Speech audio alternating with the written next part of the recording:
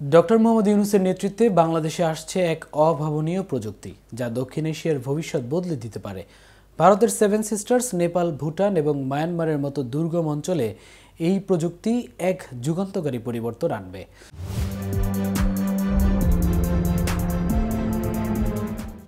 Mobile phone বিপ্লবের সূচনা হয়েছিল বাংলাদেশের প্রত্যন্ত অঞ্চল থেকে ডক্টর ইউনূসের পল্লী ফোন মডেলের মাধ্যমে। যখন পৃথিবীর অনেক বড় শহরও মোবাইল ফোন সেবার নাগাল পায়নি, তখন বাংলাদেশের প্রত্যন্ত গ্রামে পৌঁছে যায় এই প্রযুক্তি। অনেকেই তখন একে অবাস্তব মনে করলেও গ্রামীণ নারীদের হাত ধরে পল্লী ফোন যোগাযোগের ক্ষেত্রে এক বিপ্লব ঘটায়।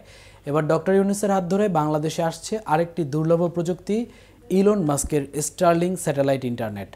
ইলন মাস্কের প্রতিষ্ঠান স্টারলিং ডক্টর ইউনূসের সঙ্গে পরামর্শের মাধ্যমে বাংলাদেশে স্যাটেলাইট ইন্টারনেট সেবা চালু করতে যাচ্ছে। স্টারলিং প্রযুক্তির মাধ্যমে স্যাটেলাইট থেকে সরাসরি ইন্টারনেট সেবা পৌঁছে যাবে দুর্গম পাহাড়, হাওর, বনভূমি এবং এমনকি সমুদ্রের মাঝখানে।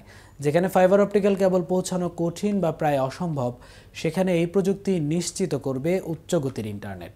ফাইবার অপটিক কেবলের খনন কাজে প্রাকৃতিক দুর্যোগ, লাইন বিচ্ছিন্ন হওয়া বা অন্যান্য সমস্যার বিকল্প হতে পারে স্টারলিং। ডক্টর মোহাম্মদ ইউনূস বলেছেন, এই প্রযুক্তি বাংলাদেশের নারী ও যুবকদের বিশ্ব উদ্যোক্তা ও নাগরিক হিসেবে গড়ে তুলবে। ঠিক যেমন পল্লী ফোন একসময় যোগাযোগে বিপ্লব এনেছিল, স্টারলিং এবার বিশ্বব্যাপী ডিজিটাল অর্থনীতিতে বাংলাদেশকে নেতৃত্বে নিয়ে যাবে।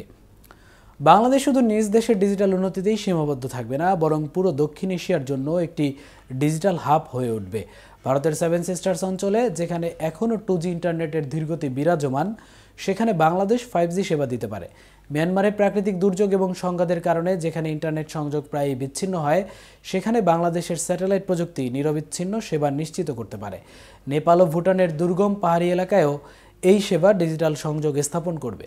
ডক্টর ইউনূসের নেতৃত্বে এই উদ্যোগ দক্ষিণ এশিয়ার পুরো ভূখণ্ডকে সংযুক্ত করতে পারে। সেভেন সিস্টার্স, নেপাল, ভুটান ও মায়ানমারের পাশাপাশি বাংলাদেশ এগিয়ে যাবে দক্ষিণ এশিয়ার ডিজিটাল সুপার পাওয়ার হিসেবে।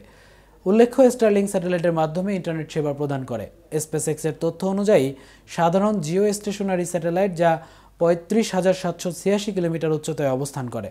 তবে স্টারলিং হলো একটি হাজার হাজার স্যাটেলাইটের সমাহার, যা পৃথিবীর আকাশ সীমার নিচের স্তরে বা ৫৫০ কিলোমিটার উপরে অবস্থান করে। বিশ্বব্যাপী উচ্চগতির ইন্টারনেট সেবা প্রদান করে থাকে। ২০২৫ সালের ৩০ জানুয়ারির তথ্য অনুসারে স্টারলিংকের মোট ৬,৯৯৪টি স্যাটেলাইট উৎক্ষেপণ করা হয়েছে। এতক্ষণ সাথে ছিলাম আমি মামুন। কেটিভি নিউজের সাথে থাকার জন্য ধন্যবাদ।